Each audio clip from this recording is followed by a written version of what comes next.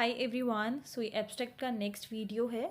हमने अपने previous lecture में field, ED, PID, UFD, integral domain इन सब की डेफिनेशन देखी थी और एग्जाम्पल के साथ इन्हें डिस्कस किया था।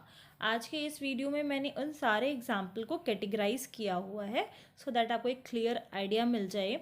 हमने अपने प्रीवियस लेक्चर में इसका जो शॉर्ट वे था याद रखने का कि फील्ड जो है वो पूरा ईडी में कंटेन होता है, ईडी पूरा पीआईडी में कंटेन होता है, पीआईडी यूएफडी में कंटेन है and UFD ID integral domain में कंटेन है।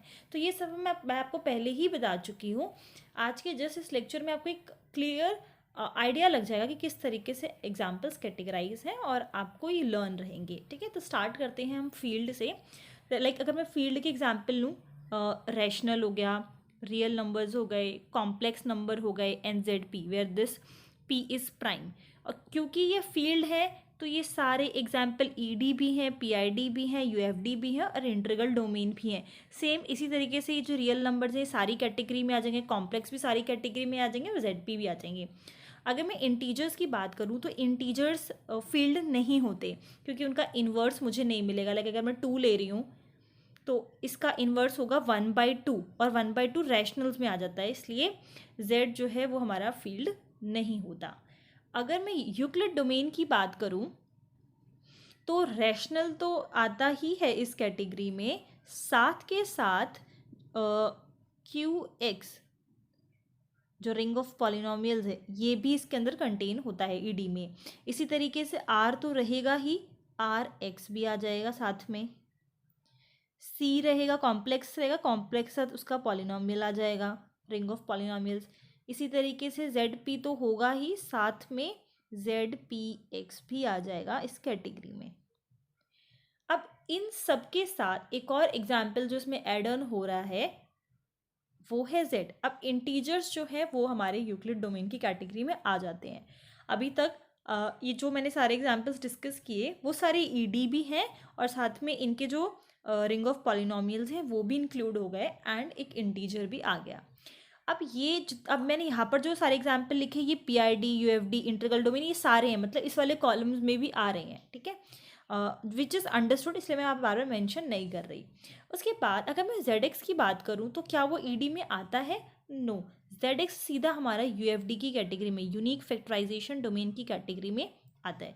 अगर आपको डेफिनेशन समझनी है तो सबके लिंक डिस्क्रिप्शन में है, आप वहाँ जाके देख सकते हो। अगर मैं गॉसियन इंटीजर्स की बात करूं तो वो हमारा पीआईडी से स्टार्ट होता है। पीआईडी की मैंने डेफिनेशन क्या बताई थी कि जितने भी आइडियल्स हैं अगर वो सारे ही एक ही एलिमेंट से जनरेट हो रहे हैं तो ZI जो गॉसियन इंटीजर है वो इस वाली कैटेगरी में आएगा। और इसके बाद फिर ये यूएफडी भी है एंड इंटीग्रल डोमेन भी है। ठीक है, ये जितने भी एग्जाम्पल लिखे हैं मैंने ईडी में वो तो हैं ही इसकी कैटेगरी में, और साथ के साथ यहाँ पे गॉसियन इंटीजर्स भी आ गए। अब देखो जैसे कि मैंने Z यहाँ पर लिया था तो यूएफडी की कैटेगरी में ZX भी आ गया। उसी तरीके से जो गॉसियन इंटीजर है उसकी हेल्प से जो पॉलिनोमियल फॉर्म होता है which is ZI and X, ये भी इस कैटेगरी में इंक्लूड हो गया। साथ के साथ मैंने आपको बताया भी हुआ है अपने पहले के लेक्चर्स में, तो मैं बस उसको लिख रही हूँ यहाँ पर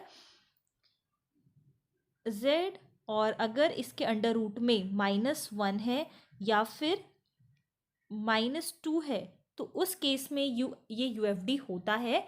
अगर डी की जो वैल्यू है 1 और 2 होती है, मतलब फॉर्म इज, मैं ये चीज़ यहाँ मेंशन कर देती हूँ, फॉर्म है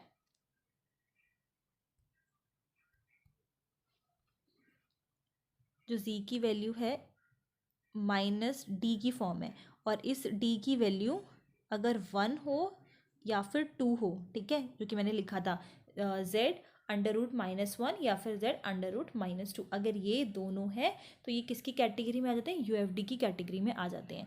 अगर इसकी वैल्यू कुछ और है तो वो यूएफडी नहीं होता। अब एक चीज़ और समझिए, सपोज करो कि मैं डी की जगह पर 1 वैल्यू ले रही हूँ, मतलब मैंने ले लिया √-d है ना, तो d की वैल्यू 1 लिया तो ये हो जाएगा। अब हमें पता है कि अंडर रूट में नेगेटिव साइन होता है तो वो क्या होते हैं, हमारे ये आई हो जाता है। ठीक है, इमेजनरी नंबर्स में आ जाता है। तो ये वाली जो कैटेगरी है वो तो अभी जस्ट मैंने पीआईडी में लिखा, और क्योंकि ये पीआईडी में है तो ये इसमें भी इंक्लूडेड है। क्लियर? उसी तरीके से अगर मैं यहाँ पर -2 का एग्जाम्पल ले रही हूँ √-2, तो वो सेम आयोटा जो है वो इस कैटेगरी में आ जाएगा, बट इससे आप कोई और वैल्यू लेते हो तो वो यूएफडी की कैटेगरी में नहीं आता, इसलिए 1 और 2 के लिए आपको इसे याद रखना है। देन इंटीग्रल डोमेन की बात करूँ तो ये जितने भी अभी मैंने एग्जाम्पल लिए हैं फील्ड में, ईडी में, इन सबके एग्जाम्पल्स हमारे इंटीग्रल डोमेन में इंक्लूड हो जाएंगे। और इसके साथ साथ कुछ और मैं जो ऐड ऑन कर रही हूँ वो भी रहेगा। अगर मैं यूएफडी की बात करूँ रैशनल्स में, तो एक इसमें होता है रैशनल्स और यहाँ पर आयोटा, देन Q√P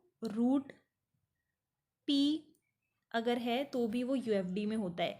अब क्वेश्चन ये आता है कि अगर Z√P है तो भी क्या वो यूएफडी की कैटेगरी में आएगा, तो आंसर इज़ नो।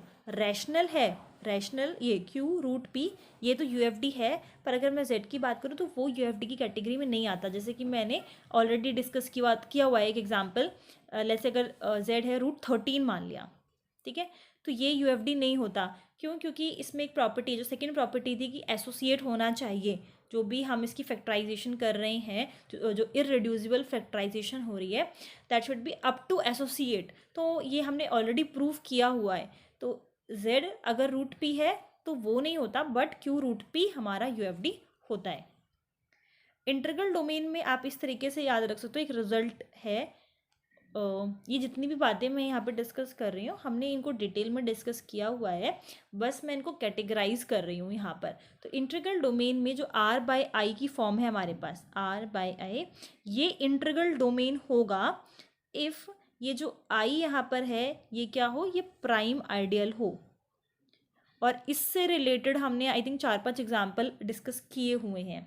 उसी तरीके से फील्ड के लिए भी हमारे पास है R/I की जो फॉर्म है वो हमारी फील्ड कहलाएगी इफ़ ये जो I है ये मैक्सिमल आइडियल होना चाहिए।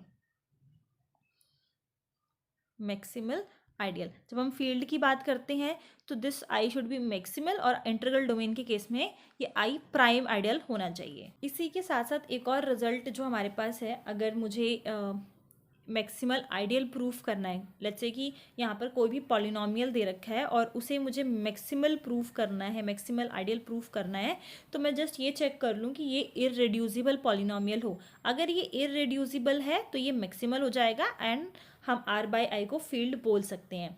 ये जो मैंने अभी लास्ट में ये 3 रिजल्ट डिस्कस किए हैं, इससे रिलेटेड हमने 4 से 5 एग्जाम्पल्स डिस्कस किए हुए हैं कि किस तरीके से अगर कि हमें ये पता चल जाए कि फील्ड है या इंटीग्रल डोमेन है।